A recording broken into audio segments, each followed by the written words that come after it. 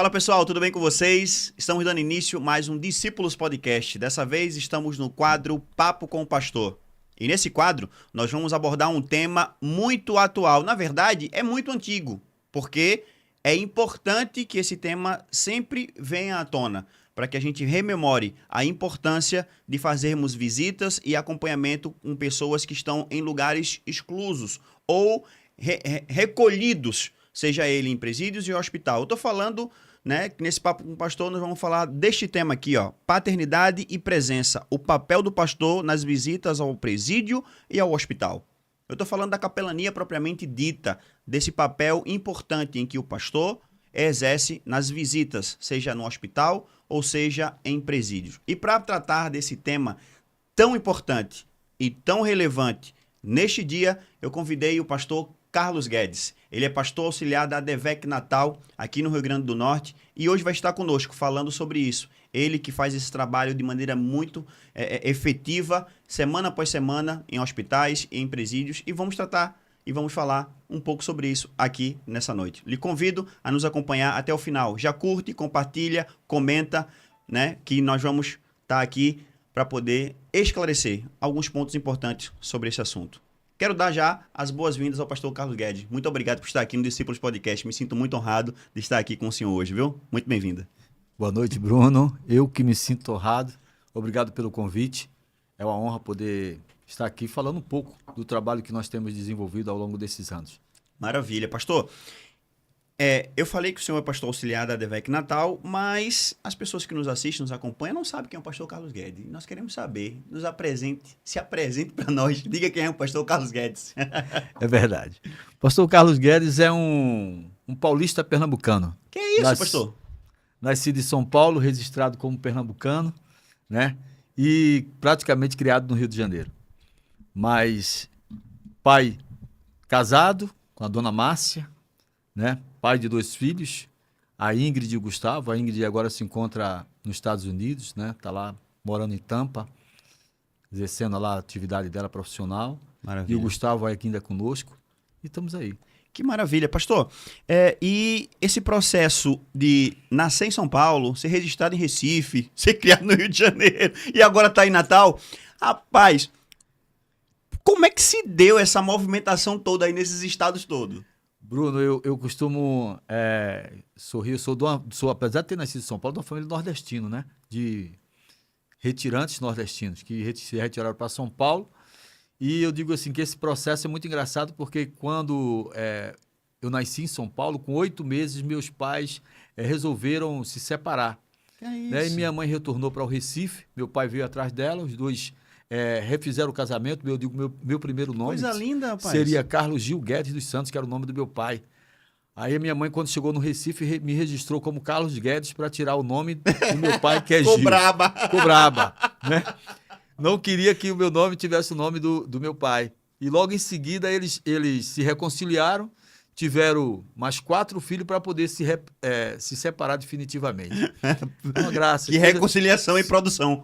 Depois que você reconciliou, teve mais 4. É uma comédia. Né? Que maravilha. Então, no caso, com menos de um ano veio para Recife e 8 ali meses, ficou né? Quanto tempo no Recife? Fiquei no Recife, acredito que até os 15 anos de idade, mais Caramba, ou menos. bastante tempo. Ficou bastante tempo. Aí fomos para o Rio de Janeiro, depois retornei ao Recife novamente, quando fiz prova para a Marinha, para ingresso da Marinha como fuzileiro naval.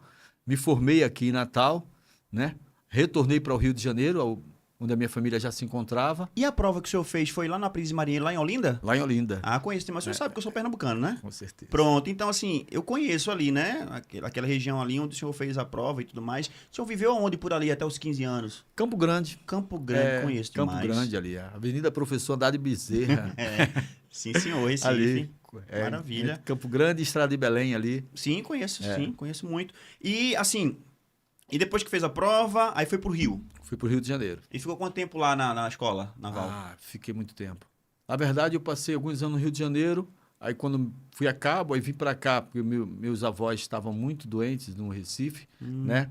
E Deus permitiu que eu viesse servir aqui em Natal. Passei 5 anos e alguns meses aqui em Natal. Foi quando eu conheci a minha esposa. Certo. Né? E tive a oportunidade de acompanhar esse processo de doença, de hospitalização com dos meus avós, né? E já naquela época eu sentia a necessidade de estar mais presente, né? Já sentia isso, na verdade, né? Foi o que me trouxe, na verdade, para Natal, foi para ficar próximo deles. Queria, na verdade, para o Recife, que é onde eles estavam. Tinha que me deslocar sempre, todas as semanas, para o Recife, para poder estar acompanhando eles naquele Entendi. processo todo. E nesse processo todinho, pastor, de vir para Recife, passar aqui 15 anos, fazer escola naval, onde é que Jesus entrou nesse processo todo aí, nessas suas andanças, estado após estado? Como é que foi o encontro com o Senhor? Exatamente. Jesus entrou na minha vida quando eu passei pela primeira vez na Marinha, que, na verdade, quando eu entrei para a Naval foi quando eu me efetivei, mas eu passei primeiro como aprendiz marinheiro. E lá na escola de aprendiz marinheiro eu conheci Jesus. Que coisa linda. Né? Eu fui apresentado a Jesus, já conhecia de andar, né? Naquela época se jogava muito futebol nas quadras, os mormons captavam muitos adolescentes para jogar nas quadras, aquela coisa. O pessoal da Igreja Batista também fazia um trabalho semelhante e eu frequentava normalmente esses dois grupos, mas um trabalho desse de evangelismo dentro da escola de aprendiz marinheiro eu efetivamente conheci Jesus, né? E foi muito bacana aquele encontro, o processo se deu de uma maneira bem natural, né? Eu costumava ir até lá, mas por uma necessidade, estava muito afastado da minha família, dos meus irmãos, já se encontravam no Rio de Janeiro. Eu estava aqui acompanhando meus avós, na verdade vim para fazer companhias a ele, aqui retornei a Pernambuco para fazer companhia a eles. Sim. Né? E tinha que cuidar deles, aquela coisa toda. E foi muito bacana, né? Era um pessoal também da Igreja Batista, eu lembro que era um menino da Igreja Batista que dirigia o trabalho na Escola de Aprendiz de Marinheiro, e ali, num daqueles trabalhos lá, ele fez o convite, e eu confessei Jesus como Salvador.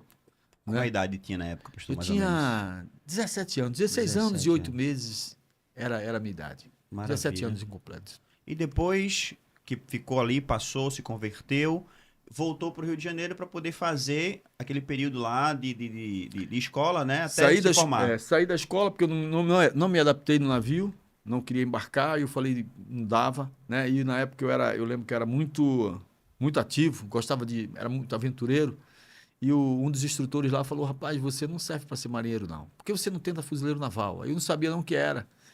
Aí ele era instrutor fuzileiro naval, disse, vai para andar o pessoal pagar flexão, essas coisas. Ele, não, você vai fazer outras coisas, você vai fazer exercício no mato, você vai poder saltar de paraquedas, você vai poder atirar. E eu gostava muito disso. Aí eu resolvi pedir baixa. Caramba! Para poder fazer prova fuzileiro, porque o concurso daquele ano já tinha acontecido. Né? Naquela época eu lembro que a minha família ficou revoltada comigo, porque é uma família muito humilde, pobre. Né? E ver alguém ingressando na área militar e desistindo? Dentro da Marinha, né? Uma carreira estabilizada, né? Sim. E desistindo, aí a minha família se revoltou. Eu lembro que tem uma história muito bacana com relação a isso, Conta pra nós. Quando eu saí e fui trabalhar, aquilo que eu menos gostava de fazer, que era ir à oficina mecânica, ajudar como ajudante de pintor de carro. E eu nem poderia fazer aquilo porque eu tinha um problema alérgico, né? Mas fui trabalhar para poder me manter, porque não tinha como. Minha família ficou todo mundo revoltado comigo, porque eu tinha saído da Marinha. Sim. Né? E eu esperei abrir a inscrição para fuzileiro, né? Fiz a inscrição, fiz o teste intelectual. Na época eu acordei de madrugada, a prova foi no Campo do Arruda, lá do Santa Cruz, estado de Santa Cruz. Fui a pé, porque não tinha dinheiro para passagem. É um chão de Campo Grande para lá, viu? E fiz a prova, depois recebi o resultado, passei, fiz os exames, o teste físico, tudo. Né? E eu lembro que, na época do meu ingresso novamente da Marinha como fuzileiro, numa sexta para o sábado, no sábado pela manhã, eu raspei a cabeça, comecei a arrumar minhas coisas na mochila que eu tinha e meus avós entraram em desespero, perguntando, Carlinhos, o que aconteceu? Você raspou a cabeça? Eu falei, não, eu estou indo para a Marinha. Como é que você está indo para a Marinha? Que você saiu da Marinha? Aí mandaram chamar minha tia, que era a xerife da família, que cuidava de tudo, né? Sim. Aí, Luísa, vem aqui que Carlinhos pirou da cabeça, está dizendo que vai à Marinha, raspou a cabeça, está parecendo um doido aqui. Na época lá em Recife, que raspava a cabeça era para FEBEM, né? Era. Ia para FEBEM. Ou alguém que tinha sido aprovado no vestibular. Exato. Os dois extremos. Aí, quando a minha tia chegou, ela, Carlinhos, o que é que houve? Mãe mandou chamar desesperada, falando que você vai para a Marinha. Meu filho, você não saiu da Marinha? Eu disse, não, eu estou voltando para a Marinha, eu vou para a Marinha. Aí, você vai para onde, Marinha? Como? Aí eu mostrei a passagem, que a Marinha já tinha me dado a passagem, eu ia embarcar no domingo, à tarde, em direção a Natal, para o grupamento Fuzileiros Navais de Natal. Sim. Aí quando ela olhou a passagem, viu as coisas, disse, é verdade mesmo. Falou, meu filho, mas como é que você vai para a Marinha? Você está com princípio de pneumonia, você está muito mal. E como é que pode? Eu falei, eu vou. Aí ela foi na farmácia, comprou um monte de medicamentos para mim, né? Me ajudou ainda, me deu uma contribuição e tal, e acalmou meus avós, que falou que era verdade tudo, e todo mundo passou a acreditar, mas não acreditavam que eu fosse suportar o treinamento, que naquela época era muito rígido, né? E realmente foi um período muito difícil mesmo, porque eles fizeram de tudo para me desistir, Foi né? mesmo. Porque eu não deixava ninguém dormir no alojamento tossindo, né? Que E era muito isso? catarro. Então eles me pegavam, acordavam primeiro de manhã e me levavam lá para um campo lá de treinamento nosso lá, aí mandava pagar flexão, essas coisas, rolar, e depois me jogava no lago lá para ver se eu desistia, me pedindo para que eu desistisse para ficar para a próxima turma, né? Só que não tinha como desistir. Se eu voltasse para casa novamente, dessa vez acredito que o pessoal Sim, me sim. colocava para fora de casa, eu me matava. E eu sustentei, com 2 semanas dessa de treinamento, eu consegui botar todo o catarro para fora. Na verdade, eles me ajudaram, eu fui curado, né? E não foi preciso sair, graças a Deus, mas foi muito difícil, né?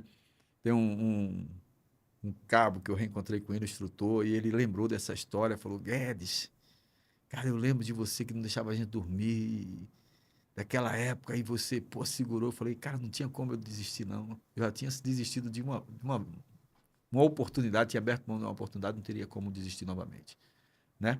Graças a Deus foi comigo, né? Foi muito bom para mim. Naquela época, a minha mãe teve que segurar a onda todinha dos meus irmãos sozinha. Meu pai nos abandonou, sumiu. É uma história muito Caramba. bacana que depois, no final, contar. Eu depois reencontrei meu pai depois de 30 anos, Uau. né? Já crente, convertido, evangelista da Assembleia de Deus, Que lá em São, isso? lá em São Vicente do Seridó, na Paraíba. Foi um reencontro muito, muito bom, fez muito bem a minha alma, né? Porque eu carregava aquela coisa de ter, Sido não só eu, abandonado, né? e logo cedo tive que assumir essa responsabilidade da minha família, porque quando eu cheguei no Rio de Janeiro, a minha mãe morava dentro de um cômodo, né? Com meus irmãos, e até o banheiro ficava lá de fora.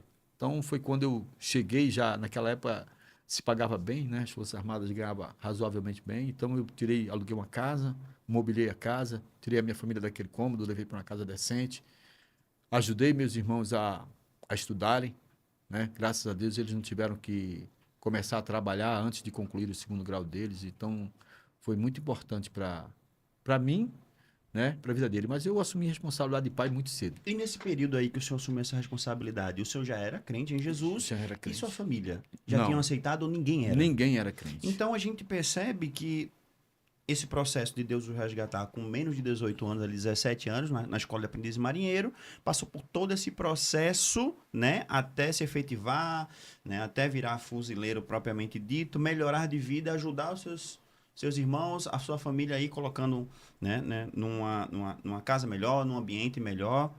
Tudo isso fez com que o senhor exercesse, né, um papel importante, que é o papel de pai, de assumir a Assumir a responsabilidade responsabilidade de daquele pai. que provê, daquele que protege, daquele que dá oportunidade, porque o senhor deu oportunidade para seus irmãos, né? Exatamente. Então, assim, esse processo do que a gente vai conversar hoje sobre essa visita no presídio e visita em hospital, esse cuidado que o senhor tem hoje, na verdade, começou muito cedo. Muito Começou cedo. lá atrás. De maneira muito, vamos dizer assim, intuitiva. Não tinha muito o que fazer. O pessoal estava precisando, o senhor tinha melhorado, Deus tinha dado essa oportunidade e o senhor foi fazendo. Na verdade, Bruno, ele começou muito mais cedo ainda, né? Porque a minha avó era muito atuante dentro da Igreja Católica. E ela tinha duas atividades que ela exercia também com muito carinho. Ela todos os sábados, não sei se todo, mas pelo menos um sábado no mês e um domingo no mês, Sim. eu era o garoto dela, eu que carregava as bolsas, porque ela ia para um orfanato de criança e um lar de idosos. Caramba, olha que coisa bacana. Então eu acompanhava ela nesse processo, né? Tanto num como o outro.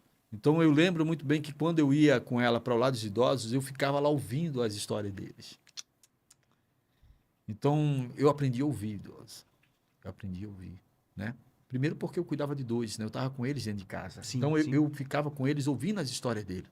né? Repetidamente. Idoso costuma repetir sempre as mesmas histórias, né? Sim, é verdade. Então eu ficava ouvindo a mesma história, mas sempre com muita, como é que se diz? Com muito carinho, com muita atenção, né?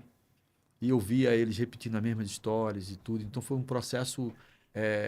Eu costumo falar assim, eu fui adestrado para isso, né? Sim, verdade. Eu Interessante fui mesmo. forjado, preparado para isso. Eu não entendia, né? Sim, Porque não era o que nenhum jovem quer, porque eu queria brincar. A gente morava não tão longe da praia, tinha uma praia de Del Chifre lá perto. sim, Naquela época sim. eu gostava de surf, essas coisas, para muito de mar. Mas era obrigado, às vezes, ficar em casa ouvindo, né? E os colegas brincando, mas eu tinha que estar lá porque eu tinha que fazer companhia a eles. E Né? nesse processo, pastor, de ter vivido tudo isso e ter se preparado de maneira muito natural, como é que surgiu? Ou quando que surgiu? O senhor lembra quando que surgiu esse desejo ou essa chama dentro do coração para poder fazer visita ou evangelizar em presídios e hospital? O senhor lembra em que momento isso ficou claro? Caramba, é isso. Eu lembro muito bem. Eu lembro foi começou aqui quando eu estava aqui em Natal com a minha avó, né? Eu saí daqui de Natal para acompanhar eles lá e eu vi a necessidade de permanecer lá no hospital acompanhando eles lá, Sim, porque a família se revezava, mas não era muito difícil para eles. Tinham poucas pessoas. Eu lembro de uma prima minha que marcou muito a vida dos meus avós, porque ela acompanhou efetivamente eles e fez esse papel, exercia esse papel durante toda a semana, né? E quando eu chegava era a oportunidade de ajudar eles. E eu vi o quanto é necessário. A gente, quando anda nos corredores dos hospitais, a gente entende a necessidade que se tem de pessoas fazerem esse trabalho, sabe? A necessidade daquelas pessoas de serem ouvidas é tremendo. ou tem uma Sabe? companhia, Eu tenho né? uma companhia, exatamente. Alguém do lado para atender uma necessidade, um copo d'água, né? Um café, trocar uma roupa, mudar de posição, né? Tudo isso é. E o senhor viu isso, Eu vi acompanhando seus isso, avós e acabou vendo isso eu ali vi. na íntegra, sem, na verdade, procurar, mas de maneira muito natural, pelo acontecimento do dia a dia, cuidar dos seus avós. O senhor percebeu isso, percebia, né? Essa Essa necessidade necessidade. dentro dos hospitais, Dentro dos de pessoas hospitais. só, de pessoas precisando de tratamento, não tem ninguém ali para auxiliar, como o senhor bem falou, um copo d'água, apenas até mudar de posição, Exatamente. né? Coisa simples assim Coisa e simples. ninguém presente, né? É. Então foi nesse momento que o senhor acha que sentiu no coração e dizer assim, caramba, preciso fazer alguma coisa, Exatamente. preciso fazer alguma coisa. E qual foi o primeiro, vamos dizer assim, momento ou de maneira organizada em que o senhor fez assim, não, hoje eu vou visitar o hospital de maneira específica para poder ajudar o próximo? Quando é que foi que surgiu assim? A primeira vez de visitar o hospital mesmo, sem ser com seus avós. Eu vou visitar outras pessoas. Bruno, eu fiz parte de um grupo de evangelismo muito atuante na Ilha do Governador, na igreja do pastor Gesiel Gomes, Sim, né? pastor Zé. Nós fazíamos parte da congregação na época, Monte Carmelo, uma congregação que estava nascendo lá no Bancários, na Ilha do Governador, né? E, inclusive, um desses companheiros de evangelismo, hoje é um grande pastor lá, pastor Donifan Macedo da Fé, também natural aqui de Natal, Rio Grande do Norte, né? E era um companheiro de evangelismo. Nós fazíamos esse evangelismo até que um dia nós dizemos assim, surgiu o convite de acompanhar um membro da igreja, né, no processo, Sim. no hospital. E quando nós chegamos lá, nós vimos a necessidade, a oportunidade de fazer aquele trabalho. Porque quando você chega dentro de uma enfermaria de hospital para orar por uma pessoa, aquelas outras pessoas ficam tudo olhando para você, ansiosas, sem jeito de pedir. Né? Alguns não chegam e dá para você orar pela gente também? Sim, verdade, né? verdade. Mas outras não, né? E como esse colega era um colega bem, ele era eu digo assim, bem desenrolado, ele, né, tinha uma experiência já com evangelismo bem forte. Aí nós saímos orando naqueles leitos lá. E foi assim uma experiência tão bacana que a gente falou assim, vamos retornar lá novamente, né? E passamos a retornar com maior frequência. Isso lá no hospital que tem na Ilha do Governador, se eu não me engano, é no bairro do Cocotá. Tauá, Cocotá, não, é Cocotá, na Ilha do Governador, bem próximo a nossa igreja, a igreja matriz nossa, na Ilha do Governador, que fica em frente ao cemitério, lá na ilha. Aí passamos a fazer aquele trabalho lá e foi um trabalho muito bacana. Me foge a memória agora o nome daquele hospital, mas é um hospital muito conhecido na ilha, porque é um hospital de urgência na Ilha do Governador. Então passamos a fazer aquele trabalho ali conquistou meu coração. E Há quantos anos isso? Faz quanto tempo que se iniciou esse período aí? Jeová, eu tô com 61 anos de idade. Tá bem para 61, graças Eu a tô com Deus. 61 anos de idade. Então, naquela época, eu tinha 20 anos de idade, Caramba. 21 anos, no máximo isso. Então, tem mais de 40 anos. 40 anos. 40 anos que nós 40 iniciamos anos. esse trabalho. E isso foi no hospital. E em que momento surgiu o presídio nisso? Caramba, o presídio, rapaz, já foi uma outra história. Também no grupo de evangelismo também, né? Só que aí já foi no Rio de Janeiro, né? Nós iniciei esse trabalho no presídio, conhecendo no Rio de Janeiro, mas onde o trabalho ganhou mesmo meu coração foi num grupo de irmãos que fazia esse trabalho de uma maneira interdenominacional no Espírito Santo, né? E de outros estados também, mas que reuniam ali no Espírito Santo. É um trabalho que eles faziam no Brasil inteiro, liderado por um pastor, o pastor Sérgio, que foi policial rodoviário federal, e ele fazia esse trabalho, né? E era um trabalho feito por irmãos da Assembleia de Deus, Batista, Quadrangular. Você vê, não tem nada a ver, né? Maravilha. Mas pessoas totalmente de visões teológicas diferentes, Mas tudo em prol do reino, né? mas com a visão de reino espetacular. Sabe, aqueles homens, eles tinham... Eu falo assim que o pastor Sérgio, ele me ensinou assim de uma maneira muito muito bacana o que é se doar em prol do reino, porque ele é um policial rodoviário federal daqueles da antiga, né? Muito tempo, então ele tinha um excelente salário, Sim. né? Mas ele vivia como uma pessoa muito simples, porque ele usava do salário dele até para ajudar aqueles pastores que faziam parte do grupo, e investia o dinheiro dele naquela obra, porque era um trabalho que não recebia recursos de igreja de ninguém. Era feito um trabalho literalmente por amor, né? E aquilo, rapaz, aquilo ganhou meu coração de uma maneira assim. Eu falei, meu Deus do céu, eu falei, Jesus, esses caras são fantásticos, sabe? Né? E é um trabalho que não tem retorno financeiro nenhum. Não tem. Não tem, não. Holofote. Não tem holofote. Visibilidade. Não, nenhuma, nada. Nenhuma. Nada disso. Nada.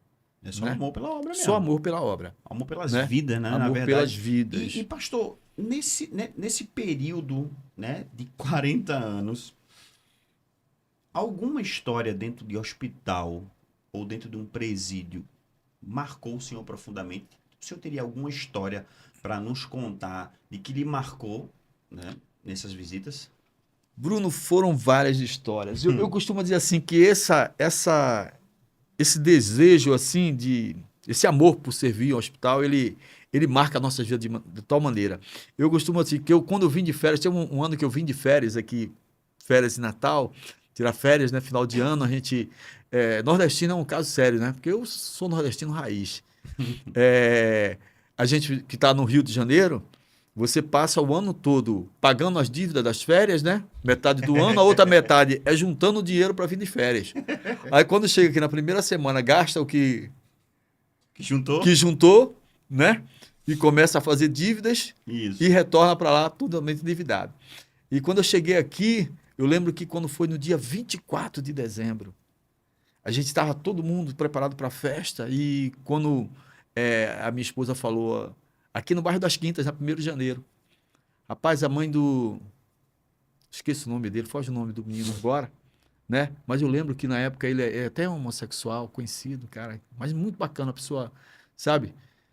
Aí ele chegou desesperado, né? E falou, minha mãe tá passando mal, gente. Eu falei, cara, não se preocupa, entra aqui no carro. Então, eu levei ela para o hospital, né? Aqui no Alfredo Gugel, nesse hospital aqui. Entrei com ela ali, fiquei, ele disse, não, tá ótimo, pode ir embora. Eu disse, não. Eu só saio daqui quando a sua mãe receber alta. Ele falou, mas mãe tá muito mal, ela não vai receber alta agora. Eu falei, não, deixa o médico atender primeiro para ele dizer qual o quadro clínico, mas até então... Aí ele disse, eu posso orar por ela? Aí ele falou, pode sim. Aí eu fiz uma oração por ela. Ela estava muito mal mesmo, estava convulsionando. E os médicos chegaram, pegaram ela, levaram logo para tomografia, aquela coisa toda, porque vira aquele estado todo. E ele falou, você não vai embora mesmo não? Eu disse, estou aqui fazendo companhia a você, vamos aguardar o médico retornar, né? E os médicos fizeram aquele tratamento, aí quando olharam os exames dela, ele falou assim, rapaz, a sua mãe estava num quadro de AVC, né? Derrame, mas estacionou. Os sintomas, tudo todo o quadro dela está evoluindo para isso, mas ela vai ficar aqui em observação e a gente vai medicar ela e vamos ver como é que fica esse quadro, né? Final de ano, muita gente de férias naquela época, eles estavam até sem, Sim. só os plantonistas mesmo lá, mas aí eu fiquei com ele lá. E não demorou muito tempo, os médicos chegaram para a gente e falou, olha, não é bom que sua mãe fique aqui porque o quadro dela já está estável, né? A gente vai dar a alta dela, vai para casa e quando, se vier acontecer alguma coisa, apresentar algum outro sintoma, que nós acreditamos que não, você traz ela de volta. Então, para mim, aquilo, assim, foi um milagre de Deus. Sem dúvida. Foi um milagre, mas eu não tenho mão, sabe? Eu falei para ele, sabe? Eu falei, Deus é bom. Ele falou, realmente Deus é bom. E eu lembro da gratidão dele, sabe? Do quanto ele ficou grato, né? Mas é interessante, Bruno, eu estou dizendo assim, porque eu estou unindo. Foi um fato que marcou porque eu vim passar férias com a família aqui, né? Sem dúvida. E passei o Natal no hospital do Alfredo Gugel. Aí nós resolvemos passar o Ano Novo em Santa Cruz. Já que a gente passou aqui, aconteceu imprevisto, não deu, vamos passar em Santa Cruz, que minha esposa tem familiares em Santa Cruz. Sim. Aí passamos o dia todo também brincando, nos confraternizando e tudo. Quando foi à noite, a mãe do nosso anfitrião passou mal e eu passei o dia 31 Não é possível. no hospital Meu Deus do céu. de emergência Caraca. lá em Santa Cruz, sabe, com ela. Então, assim, eu fiquei assim, meu Deus. A minha esposa dizia assim, o meu carro sempre foi ambulância. Meu carro sempre foi ambulância. Meu carro sempre teve a serviço do reino. Principalmente isso. Meu carro sabia o endereço do hospital lá no Rio de Janeiro. Sabe? Era um caso sério. E eu falei, Jesus, claro que tem outras situações que marcaram. Eu falo essas porque, assim... Foram foi muito específicas. Muito específica. Pelo amor de Deus. Foi férias, Natal e Ano Novo, no mesmo ano. Caramba. Né? Dentro do hospital. Mas, assim, a minha esposa, ela sempre entendeu isso, sabe? Ela sempre compreendeu. Ela falou, ela sorria até dessas situações. Ela falava, deixa o carro pronto, tanque cheio, tudo pronto, certinho, porque pode ser que aconteça alguma coisa e você tá pronto para atender, né? Então, essa foi uma situação que marcou, não esqueci nunca, né? E nem a família esqueceu, que sempre que eu vim aqui em Natal, eu lembro que ele me procurava sempre para agradecer. Teve dessas vindas minhas que ele trouxe uma agenda, me presenteou e ele falou, Carlos, eu não esqueço nunca. Vou esquecer nunca da sua prontidão em socorrer a minha mãe. E eu vou dizer mais para você. Eu acredito que foi aquela sua oração que salvou a minha mãe. Eu falei, não foi Jesus, meu filho. Sabe? E ele quer te salvar também. Eu não sei, não tenho conhecimento de como é que ele seguiu o caminho dele, como ele está, porque nunca mais eu reencontrei. Né? Mas tenho certeza que aquilo marcou de uma maneira muito positiva. Sem dúvida. O nome do Senhor foi glorificado. Sem dúvida. Sem sabe? dúvida. Como a Escritura fala, olha, um planta, outro rega. Mas quem dá o crescimento ali, a semente, é o Espírito Santo. Exatamente. A gente não acompanha muitas vezes. Aquilo que a gente está falando aqui, aquilo que a gente está testemunhando, aquilo que Deus fez na nossa vida e através de nós, e as pessoas que vão estar assistindo ali, a gente não sabe onde vai chegar.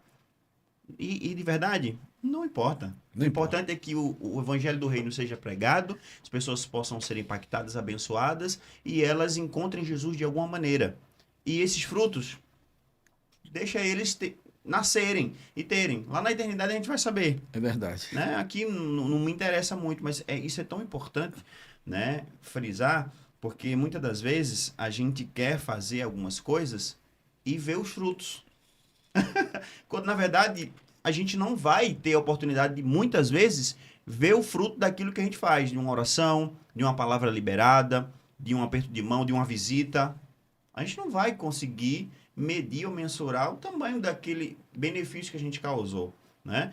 Mas, deixa eu perguntar, pastor, quando o senhor visita o hospital, ora por alguém, acompanha alguém, ou num presídio, o que o senhor percebeu ao longo desses quase 40 anos fazendo esse tipo de serviço no reino de Deus? O que essas pessoas mais precisam, pastor? Que o senhor tem observado ao ouvi-las, né? E ao acompanhá-las. O que o senhor identifica? O que essas pessoas estão mais precisando? né? É de Jesus, é de uma companhia, é de ser ouvida. O que o senhor identificou, né, ao longo desses anos? Olha, na verdade, eu costumo dizer sempre que nesse momento de fragilidade, né? Sim, Porque quando você está enfermo, principalmente quando é um diagnóstico grave, sim. né? As pessoas ficam muito fragilizadas e elas ficam muito receptivas. É muito fácil. Na verdade, eu digo assim, se as pessoas conhecessem o ambiente de hospital, o quanto ele é Propício. propício, facilitador para se pregar o É evangelho, uma terra fértil. é uma terra fértil. Essa é a palavra.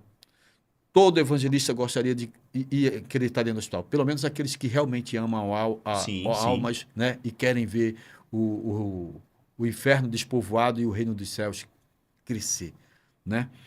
Porque as pessoas ficam muito...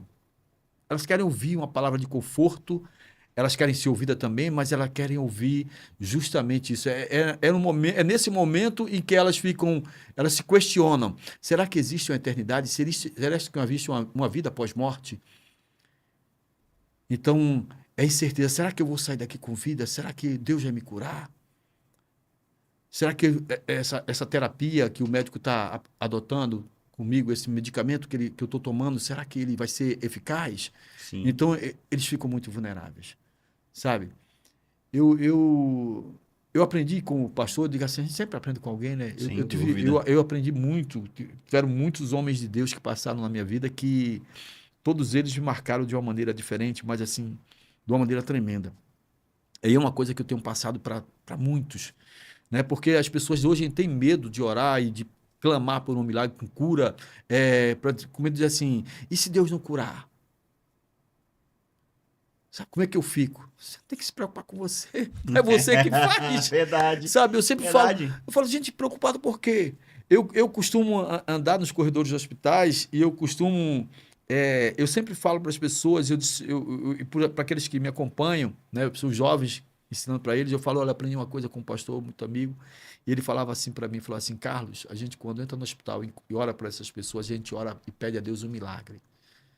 Independente de qualquer coisa, se a situação dele é gravíssima, se ele está num estado extremo, né? Que o médico diz, ó, não tem mais jeito, Uhum. ou se ele acabou de entrar, porque ele falou a verdade, a vontade de Deus, ela é soberana e ela se cumpre independente daquilo que a gente peça. Mas se você pede um milagre, você pode ser atendido. Sabe, se aquela pessoa tem uma fé semelhante à sua, esse milagre acontece. Eu tenho um episódio, esse episódio não foi dentro do hospital especificamente, Bruno, mas foi dentro de uma comunidade Conta para nós. muito violenta. Quem conhece o Rio de Janeiro, conhece a Vila Aliança, e já entrou lá dentro, deve ter ouvido falar no Caminho do Lúcio. Quer dizer, se a Vila Aliança já é uma comunidade perigosa no Rio de Janeiro, o Caminho do Lúcio é o estreito de lá, Eu falo da sombra da né? morte. Quando eu fui convidado lá para fazer uma oração por uma senhora que se encontrava acamada, e quando eu cheguei lá naquele cubículo, né? Porque ela morava onde o cara tinha construído uma garagem, que o fundo dava fundo para o rio. Era aquele entre o meio-fio e o canteiro que dava para o rio, era uma garagem do carro, e ele tinha cedido aquele espaço para ela morar ali. E quando eu cheguei, não tinha quase nada. Você entrava, já estava praticamente do lado da cama dela. Tinha uma comodazinha e um fogão. E ela estava na cama, e eu lembro, rapaz, o estado dela, se você puder fechar seus olhos e imaginar aquela pessoa, naquele quadro que se estabeleceu na África, na Etiópia, que era naquela época de muita seca, de muita fome, pele e osso, era Uhum. aquela senhora. E quando eu fui com aquela pastora, amiga, que me chamou e nós chegamos lá para orar, aí eu falava para ela assim: você consegue me ouvir? Se você consegue me ouvir, você pisca o olho. E ela piscou o olho, porque ela não conseguia falar. Aí eu falei: então, você crê na oração? Nós estamos aqui, eu sou o pastor Carlos, nós estamos aqui para orar por você e clamar a Deus por um milagre para a tua vida. Você crê que o Senhor pode operar um milagre na sua vida? Se você crê, você pisca o olho. Um sinal de afirmação que você crê na oração e nós vamos orar por você. E ela piscou o olho. Eu falei: pastora, vamos orar por ela e vamos clamar, pedir a Deus para Deus operar um milagre. Nós oramos ali, sabe? Me pus a mão sobre ela e clamei a Deus. Deus, opera um milagre na vida dessa senhora, para que o teu nome seja glorificado aqui nessa comunidade. Todos vão saber que foi o Senhor que operou, não fui eu, porque o Senhor é Deus. Quando eu terminei de orar, você vê como é importante você estar andar do lado. Não é à toa que Jesus, quando entrou para orar para a filha de Jairo, ele Chamou Pedro e Tiago. Pedro e Tiago, mas o restante ficou lá fora, né? Então, nesse é muito importante, sabe? Até nas visitas hospitais, você tem que fazer uma triagem. Com quem vai te acompanhar nessa pessoa? verdade. Você não pode acompanhar de qualquer pessoa. Depois eu te conto outra experiência negativa com relação a isso, para que as pessoas possam entender. Sim, sim, sim. E eu falei para ela, disse, olha a dispensa dela aí, e vê se está faltando alguma coisa. E ela me olhou assustada, como quem diz assim, para quê? Ela vai morrer? Tá doido, Tá pastor? doido, pastor? Sabe? Eu falei, não, irmã, olha aí, a dispensa dela. Aí ela olhou, pastor, não tem nada. Eu falei, olha, minha irmã, amanhã eu vou estar aqui e eu vou retornar aqui na sua casa e vou trazer uma cesta básica para a senhora. Tá certo? A senhora tá me ouvindo? Piscou, ela piscou. Aí eu lembro que eu cheguei em casa correndo, saí de lá, fui para casa, cheguei em casa, falei para minha esposa, Preta, faz uma cesta básica aí que eu tenho um compromisso amanhã. Ela me olhou assustada, falou, como? A gente está no final do mês. As coisas estão contadas aí. Eu falei, ó, dá o teu jeito, divide aí no meio que tem, mas eu tenho que levar. Eu assumi um compromisso com aquela senhora que eu ia deixar uma cesta básica para ela lá. Se não é uma cesta básica completa, mas eu vou levar a metade do que eu tenho em casa. Aí ela preparou lá, no outro dia eu fui deixar, Bruno, lá. Bati palma naquele bar. Nem precisava bater, um grito só, né? E nada. E ninguém atendia, não abria, portão fechado. Aí quando vi uma pessoa descendo, um cara descendo, aí eu vou chamar o nome dela de Maria, tá? Vou dar esse código para ela. Aí falou, você tá procurando Dona Maria? Eu falei, tô sim. Já chamei aqui, ninguém atende. No meu coração, morreu. Né? Pensando, meu Deus, será que o senhor levou? Ele falou, não, acabei de cruzar com ela lá em cima, ali na altura da igreja, da Assembleia de Deus. Eu falei, você tem certeza, irmão? Não, ela sim, né? Assim, aqui tá com AIDS. Caramba! Aí eu falei, porque na favela ninguém tem... É, não existe todo mundo ética. sabe, né? Fala logo, é verdade, é verdade. A comunidade não tem essa... É, não tem enrolação não. Enrolação não. Aí eu falei, ela sim. Ele disse, pois ela tá ali. Eu falei, meu Deus do céu. Ontem tava... Acamada? Não, no estado de cadáver. Pele e osso. Eu saí glorificando a Deus. Falei, Deus é bom. Ele, não, mas pode deixar aí, que ninguém mexe não. Eu falei, não, eu vou pedir para uma amiga trazer. Então foi uma experiência muito tremenda. Então, assim, eu sempre oro, eu sempre clamo a Deus pelo milagre. Eu sempre. O fazer e o realizar é com Deus. É com Deus. O papel é orar. Eu não me preocupo com É isso nada. aí. Nosso papel é porque orar. eu sei que nada vem de nós. Verdade. É tudo no poder do nome dele. Maravilha. É Pastor, em meu nome. E hoje, em que momento o senhor está em relação a esse tipo de compromisso? O senhor está visitando algum hospital, algum presídio, algum centro de recuperação? Como é que está hoje, a realidade hoje, desses últimos dias? O senhor está fazendo esse tipo de trabalho e onde é? Sim, vários. Bruno, eu tenho estado sempre ali no Luiz Antônio, nas Quintas, né, aquele hospital dali, e no UOL, né? E com compromisso também, junto com a igreja, com os membros da igreja, de fazer essa obra lá no Deoclésio. Sim, Parnamirim, né? Semanalmente, é. Então, desde que cheguei em Natal, retornei a Natal, que esse tem sido o meu trabalho dentro da igreja. Eu sou um pastor auxiliar, né? Nós temos vários pastores na igreja, muito atuantes, pastores de púlpito, pastores, grandes pregadores da palavra. Nossa igreja tem muitos grandes pregadores da palavra, mas existe uma necessidade muito grande da igreja se fazer presente. Sim. Sabe? Eu posso dizer um momento aqui mesmo no UOL, visitando um membro da nossa igreja, estava vivendo um processo muito difícil, e cheguei lá fazer a visita a ele, e uma acompanhante de um senhor falou para mim, disse assim, o senhor é pastor? Eu sou. Dá para o senhor orar pelo meu pai? Eu fui, com certeza. Eu fui lá, sentei do lado dele, conversei, me apresentei, estreitamos, né? Criamos um laço de amizade, porque eu ia estar lá várias vezes. Sim. Né? Eu tinha que estar pelo menos 3 vezes na semana, lá no UOL. E ela falou para mim, disse, olha, meu pai é membro dessa igreja há mais de 10 anos, professor da Escola Bíblica Dominical. O pastor falou que viria um grupo de visita aqui, visitar meu pai, e até ele mesmo viria visitar, e meu pai já está aqui com mais de 8 meses aqui internado e até hoje ninguém veio visitar. Meu Deus do céu. Isso é muito triste, é muito triste. Por isso é que eu vejo a necessidade, sabe, de estar presente, né? Claro que a gente, às vezes, as coisas dentro da igreja fogem do nosso conhecimento, Sim, né? verdade. Não chega, às vezes não chega até o nosso conhecimento como pastor, da necessidade de algum membro, de algum familiar, de se fazer presente nesse momento, né? E eu sempre falo para aqueles que circulam mais entre os membros da igreja, olha, se você tiver conhecimento de alguém que está passando por esse problema, traz para a gente, porque o pastor só vai tomar conhecimento se alguém trazer para ele. É, Não tem como, verdade. né? Você imagina o nosso pastor, que é um pastor da igreja com mais de 1.000 membros. Verdade. Não tem como. Tem como, tem que trazer. Humanamente é impossível. Verdade. E presídio, está visitando hoje presídio, pastor? Presídio, nós estamos fazendo um trabalho lindo, Bruno, lindo, lindo, lindo, sabe? Lá no CIPGD, uma casa de custódia, né? De presos custodiados. Lá é um presídio onde são presos militares e advogados, mas nós temos desenvolvido um trabalho lá espetacular. Fala um pouco para nós, como é que tem sido lá, pastor? Rapaz, eu sempre falo, né? Tanto hospital quanto presídio, nós nos preparamos para estar com eles lá. Porque a gente não vai, a gente sabe que é um campo de batalha, Sem dúvida. né? Aqueles homens que lá estão, eles travam uma batalha tremenda no campo da mente. Verdade. Sabe? O inimigo tenta, de qualquer maneira, roubar eles ali, sabe? Porque eles estão ali enclausurados, longe das suas atividades laborais, né? Longe dos seus familiares. É como o mundo costuma falar, que mente vazia é a oficina do diabo, Sim. né? E nós estamos fazendo, nós nos preparamos para fazer aquele trabalho lá. Mas eu sempre falo para eles, todas as vezes que saio, que encerro o trabalho lá, graças a Deus, Deus tem enviado alguns cooperadores para aquela obra.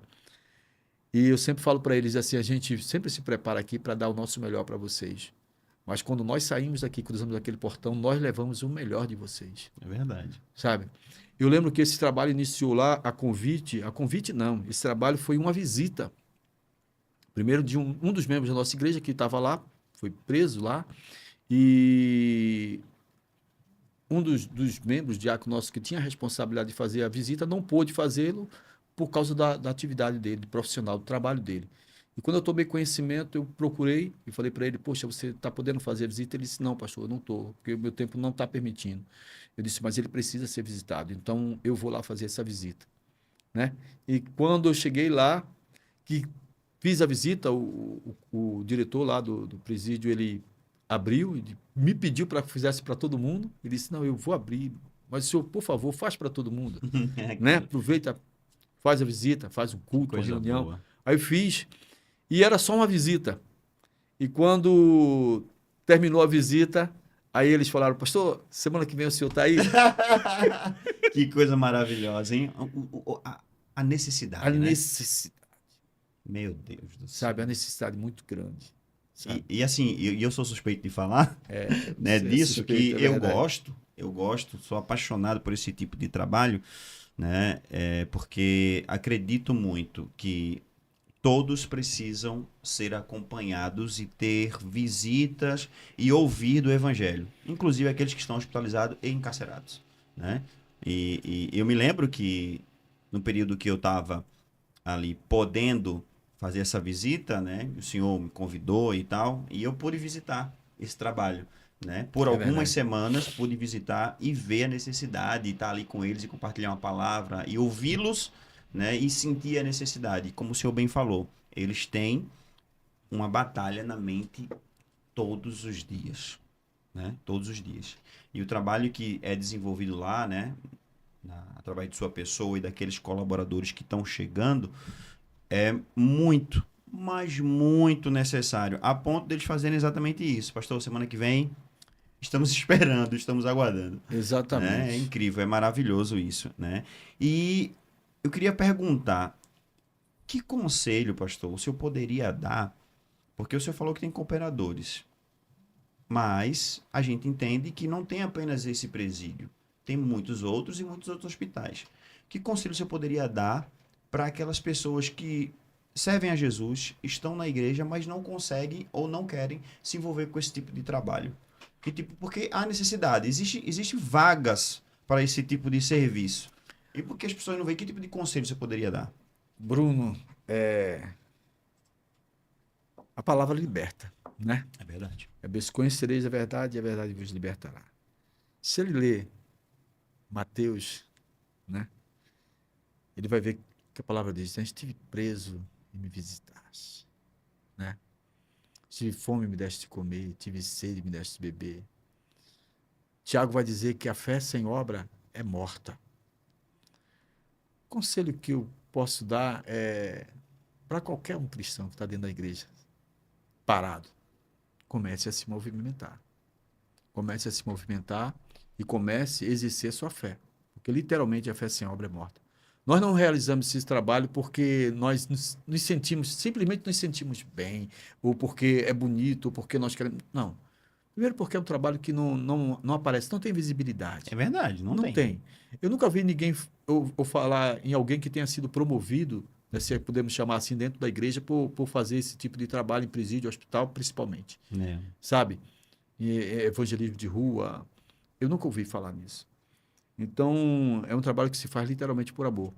Mas é um amor que é gerado pela fé. É um amor que vem através da palavra. Eu diria assim, para essas pessoas que normalmente, essas pessoas são aquelas pessoas que quando se veem nessa situação, elas até abandonam o evangelho porque dizem assim: eu adoeci e ninguém me visitou. Aí eu falo a você, quando você estava bom, você visitou alguém? Aí fica o recado. Eu queria falar para aqueles que estão nos acompanhando. Isso que o pastor acabou de falar. Você, hoje, está bem.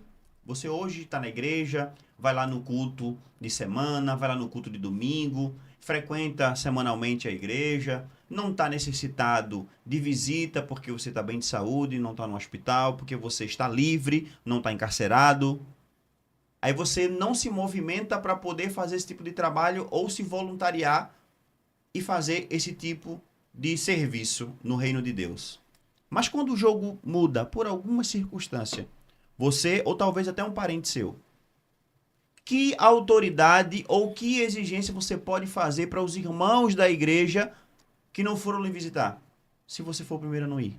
Se você for o primeiro a não levantar a mão. Ou dizer: eis-me aqui, pode contar comigo, pastor. Eu estou lá disponível. É quando? É que horas? Você não vai poder dizer. Mas muitos, infelizmente, não vão e quando se encontram nessa situação, fica cobrando ou até quer abandonar o Senhor porque ninguém foi visitar ele. Exatamente. Exatamente. Na minha opinião, pastor, na minha humilde opinião, são crentes imaturos, que não conhecem a verdade do Evangelho.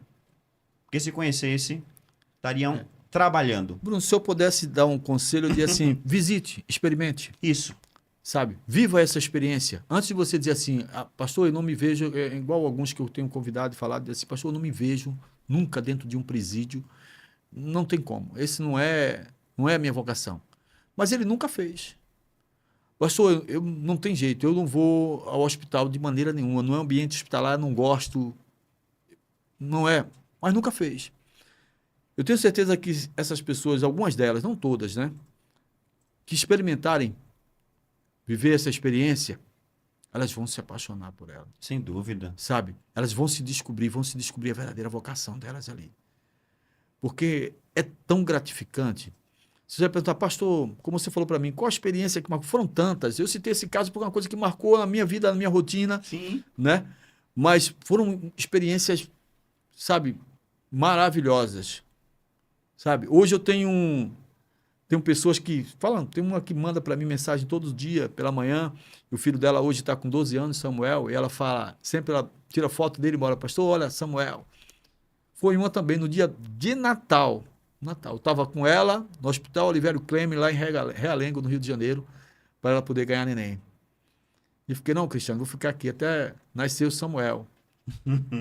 E nasceu Samuel, né? Ela teve que ficar em observação, porque já tinha surgido aquela lei de só sair no outro dia, depois de fazer o registro, né? Fazia lá dentro do hospital mesmo. Mas quando ela recebeu o alta, eu fui lá, peguei ela e levei para casa dela, né?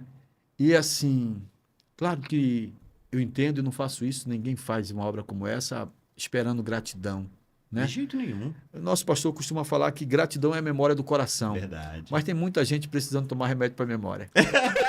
Essa é a verdade. Essa eu vou até anotar. Gratidão é a memória do coração, mas infelizmente alguns precisam tomar remédio para memória. São pouquíssimos. Poxa. A memória do coração anda muito fraca. Muitíssimo fraca. As pessoas não voltam para agradecer, mas é bíblico. Sim. Né? Uma parábola lá dos 10 leprosos. Só voltou um. Só voltou um, né? E foi uma cura milagrosa. Que eles estavam condenados a viverem longe das suas famílias, abrir mão das suas famílias, dos seus negócios, de tudo, exato, da sociedade como um todo. Isso, perfeito. Né? E condenados a viverem sofrendo até a morte. Né? Eu costumo falar, rapaz, o ambiente do presídio é um ambiente de uma fragilidade tremenda, sabe? Que agora se estendeu, agora o trabalho, né? Que agora eu faço visita individual, né? Eu faço o gabinete pastoral, faço acompanhamento. Graças a Deus, Deus nos mandou um pastor, um cooperador cristão, psicólogo, que também agora passou a nos ajudar lá, porque tinha casos que não dava dando para me acompanhar efetivamente, porque quando a pessoa passa a ter pensamento suicida, né? Dentro do ambiente de presídio, é algo perigoso.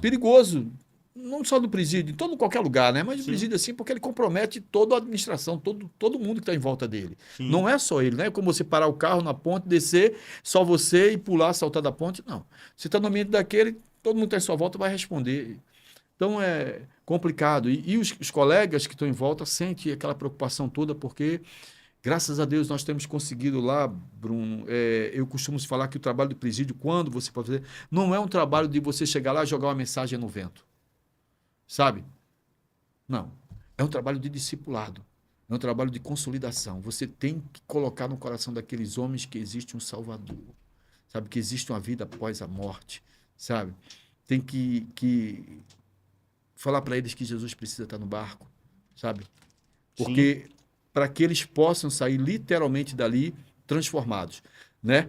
Eles possam sair dali e ser reintegrados à sociedade, mas como uma nova criatura. Sabe?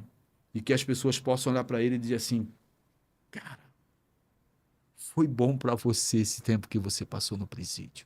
Uhum. Sabe? Foi bom. Eu ouvi uma esposa de um deles que falou assim, pastor, eu não o receberia em casa se ele não tivesse sido impactado pela palavra lá dentro. Olha só, rapaz. Olha só, a importância da visita no presídio fez com que o casamento fosse restabelecido pela mudança de comportamento por conta do seu discipulado. Por causa do discipulado. Olha não somente meu, de todos aqueles que cooperam entendo, lá. Né? Na representatividade aqui do senhor. Mas perceba a importância. A importância. A mulher não aceitaria, ou seja, não só destruiria a vida dele, mas como a vida de sua família. Exatamente. Fim de um casamento, fim de uma família, fim de um relacionamento. Olha a importância.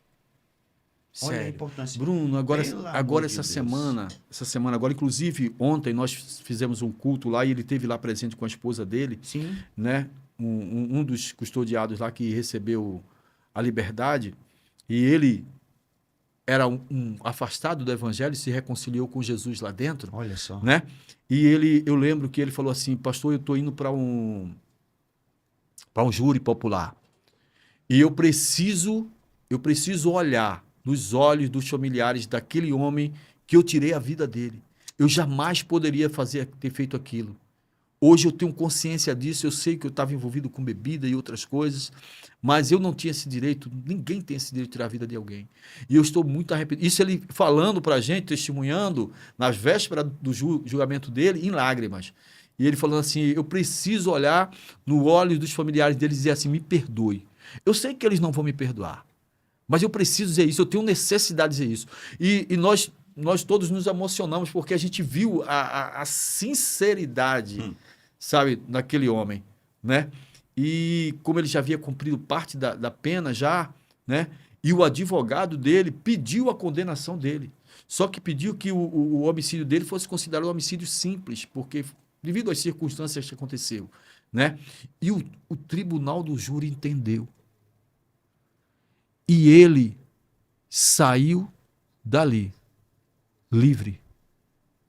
Pelo tempo que ele tinha cumprido já de pena, né? Porque a lei tem aqueles benefícios da lei, bom comportamento, aquela coisa toda, né? E ontem ele esteve lá com a esposa, né, para participar do nosso culto de confraternização, de gratidão a Deus Sim, pela sim. residência. E quando ele saiu para o júri lá, ninguém acreditava na liberdade dele. Ninguém acreditava. Nem ele mesmo. Nós pedimos, nós oramos, né, com imposição de mãos, e eu pedi a todos que pudessem, para que levantassem um jejum em prol da vida dele, né? Para que Deus fizesse justiça, porque a gente entende que Deus é o Deus de justiça, mas a Bíblia diz que a misericórdia do Senhor ela se renova todas as manhãs, né? Mediante a confissão dele, a entrega dele, o arrependimento dele, né? E também a lei, né? Porque a Sim. lei, infelizmente, abre isso. Não que a gente não quisesse que, não, em benefício de um e do outro, não. Não é que a lei se cumprisse, se Deus fosse justo. E ele saiu e ele estava ontem lá agradecendo, e a esposa dele igualmente falou. Disse, esse tempo que meu marido passou aqui foi necessário.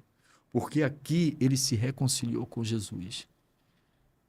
Então, eu estou recebendo um marido de uma maneira totalmente diferente. Sabe? Isso não tem preço. Que maravilha. E pastor, e para esse cuidado, né, da mente, do coração das pessoas que estão lá reclusas, o senhor tem um projeto, um trabalho, né, que o senhor tem feito lá, né, que é a questão da biblioteca dentro desse presídio, para poder eles se ocuparem, né, lerem. Como é que funciona isso? Como é que surgiu isso, pastor? Poxa, esse trabalho é um trabalho maravilhoso. Na verdade, Deus semeou esse trabalho no meu coração e eu manifestei entre eles esse trabalho, né? E como eles também exercem atividades laboriais lá, eles levaram até o diretor do presídio, né? E eu costumo falar que esse homem que está dirigindo lá esse trabalho, ele é um José naquele lugar, sabe? Ele é um José, um homem levantado por Deus naquele lugar, para aquele tempo. Ele tem um cuidado muito grande com aquelas vidas lá, né? E ele falou, não, esse projeto é um projeto meu. Eu já tinha também no meu coração, então testificou, e ele me chamou para conversar, e nós sentamos, conversamos, e ele falou, Carlos, você está junto comigo nesse projeto? Eu digo, com certeza. Então, como é que a gente pode fazer? Eu digo, vamos começar ontem, né? E pedir ao nosso pastor a autorização dele, permissão para anunciar nos grupos da igreja, para a gente tá arrecadando livros. A igreja abraçou como um todo, né? Sim. Nosso pastor, poxa vida, não tem nem palavras para agradecer, sabe? Muito solícito mesmo, muito mesmo. Abraçou esse trabalho, já esteve conosco lá também ministrando, né? E abraçou esse trabalho. Teve alguns irmãos que doaram as prateleiras lá, então Então já está em ação. já está em ação, já está implantada, né? E quantos livros em média hoje tem lá nessa biblioteca, pastor? Conseguiram até agora? Hoje nós temos mais de 300 livros. Caramba. Ainda está precisando de mais algum completar e tal? Estamos precisando, Então- principalmente literatura, né? Então, Livro de pastor, te literatura. dou espaço agora. A câmera é sua. Câmera 1 é sua. Convide, convoque, faça um chamamento aqui para as pessoas doarem. E aonde pode doar os livros para levar para a biblioteca lá do Você- presídio? Boa noite, você que nos acompanha. Se você tem livros, principalmente de literatura brasileira, A Moreninha, esse livro, por quê? Não livros didáticos, porque eles precisam desse livro para remir o tempo lá dentro. Então, eles precisam ler o livro, comprovar, fazer aquela resenha, comprovando que leu o livro para poder remir o tempo. Então, são livros de, normalmente, literatura brasileira, contos, ficção, todo esse tipo de livro. Você tem esse livro e pode abrir mão dele e doar esse livro para essa biblioteca que está sendo montada dentro do presídio. Procure o pastor Carlos, eu sou pastor auxiliar aqui na Assembleia de Deus Vitória em Cristo, aqui em Mirassol, tá? Na Rua Gerândios. Então procure lá, se você não me encontrar lá em algum dia que você for, mas você vai encontrar outros pastores que operam, vai encontrar o Ivan Bruno também, que é diácono nosso lá, congrega conosco. Então você pode entregar, com certeza esse livro vai chegar à minha mão e vai chegar até o presídio e vai ser bênção na vida daqueles homens, tá? Muito obrigado desde já. Que maravilha. Então, vamos cooperar. Vamos cooperar com esse trabalho, sim. O Discípulos Podcast se compromete com isso, né? Por isso que a gente anunciou aqui para poder a gente, de alguma forma, cooperar, né, com esse trabalho e ajudar essas pessoas que estão lá reclusas, cumprindo pena, sim, né, pelo erro que cometeu, mas sendo amparados, né, por uma mão amiga, por alguém que ama as pessoas. Porque o erro não justifica o abandono. Errou, paga, mas não pode ser abandonado. Precisa ser, de alguma forma, acolhido, né? Porque foi assim que o Senhor Jesus fez conosco. Exatamente. Nós estávamos perdidos, mortos em nossos delitos e pecados. Estava na lama, no charco de lodo, como diz o salmista.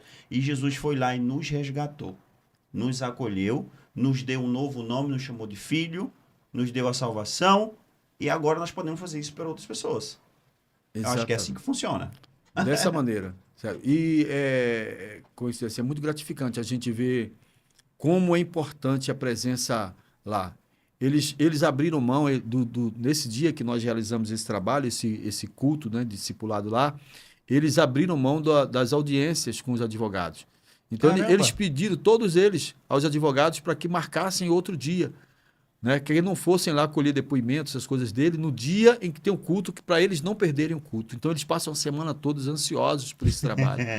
E, assim, é muito gratificante a gente ver a evolução deles lá dentro, né? Muitos desses materiais que nós conseguimos através da igreja são materiais evangélicos, materiais muito bons, livros muito bons, de conteúdo excelente. E o quanto eles têm lido, tá? Tá surgindo ali dentro pregadores da palavra, pessoas... Coisa maravilhosa. Sabe? Tem um deles lá que é o nosso levita lá, tem composto hinos, louvores lá dentro, né? Então, assim, Deus tem operado de uma maneira maravilhosa lá, Ivan Bruno. Que maravilha, pastor, de verdade, de verdade.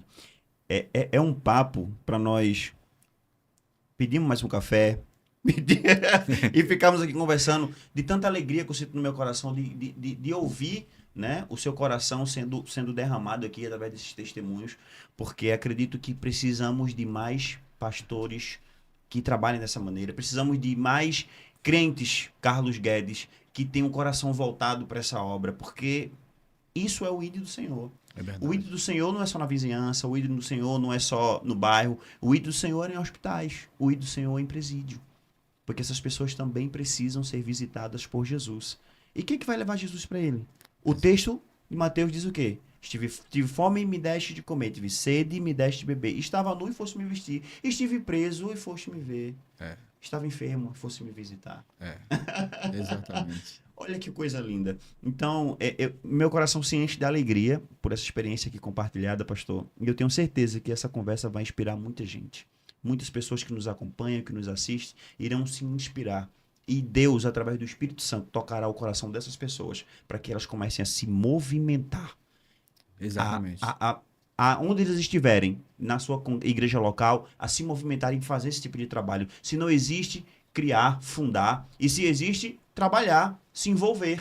Porque nós precisamos de trabalhador para essa seara. Muito, muito. São duas áreas que necessitam muito de colaboradores. Muito, mas muito mesmo. E antes de concluirmos, pastor, esse papo tão bom, aqui no quadro Papo com o Pastor, deixa uma palavra que a gente consiga entender a necessidade desse chamamento, nesse servir, para as pessoas iniciarem aquelas que estão paradas dentro da casa do Senhor. Bruno, eu vou ler o texto, né? Tem um texto aqui, esse texto mesmo de Mateus 25, está aqui, né? Eu escrevi aqui um breve comentário que por favor, para fazer de assim. Em Mateus 25, 31 ao 46, Jesus usa a metáfora do julgamento para ensinar que a nossa fé não é apenas uma questão de crença, mas também de ação. Ele afirma que os justos serão recompensados porque durante a sua vida foram misericordiosos com os outros. E no versículo 35 ao 36, ele descreve como os justos se preocuparam com as necessidades de outras pessoas, como dar de comer, beber e vestir aos necessitados. E afirma aos que fizerem isso, eles estavam a cuidar do próprio Senhor. Ele fala, todas as vezes que fizeste isso a um dos meus pequeninos, a mim o fizestes. Olha só. Cara, o cuidado com o próximo é tremendo. Sabe? A palavra do Senhor diz que aquele que não faz pelos seus negou a fé e é pior do que os infiéis. Não adianta se dizer cristão. Eu costumo assim, nosso pastor Silas Malafaia, ele é muito enfático com relação a isso. Ele sempre faz essa pergunta, que tipo de cristianismo você tem vivido? Que tipo de cristão é você? Como eu posso me dizer cristão e eu não amar meu próximo? E o amor ao próximo ele é demonstrado na prática. Isso. Você tem que ir para o campo, você tem que ir para a rua, sabe? Você tem que compadecer da dor do teu irmão, da necessidade do teu irmão. Não adianta Você despedir teu irmão só com oração? Oração não supre a necessidade de ninguém. Não. Oração é importante, mas tem que vir junto com a ação. Com ação. Então, ação. Então, vamos agir. Vamos agir. E com essa palavra, nós concluímos o Discípulos Podcast dessa noite. Papo com o pastor, da questão da paternidade e da presença em presídios, hospitais, orfanatos, asilos, centros de recuperação, todos esses lugares precisa de mim e de você. Você, o que tem feito em prol do reino na vida dessas pessoas? Reflita sobre isso. Nós concluímos mais um Discípulos Podcast. Queria desde já agradecer ao pastor Carlos Guedes. Muito obrigado pela entrega, pelo seu coração, por esse testemunho, pela sua vida dedicada ao Evangelho e, em especial, a esse serviço, que muitas vezes não é visto, não é lembrado aqui na Terra, mas está sendo registrado lá no céu. Muito obrigado, pastor. Obrigado a você, Bruno, pelo convite. Que Deus continue abençoando essa obra. Amém. Tá? E que muitos frutos venham através desse trabalho. Amém. Tão Amém. maravilhoso. Amém. Deus abençoe. Deus abençoe. Muito obrigado.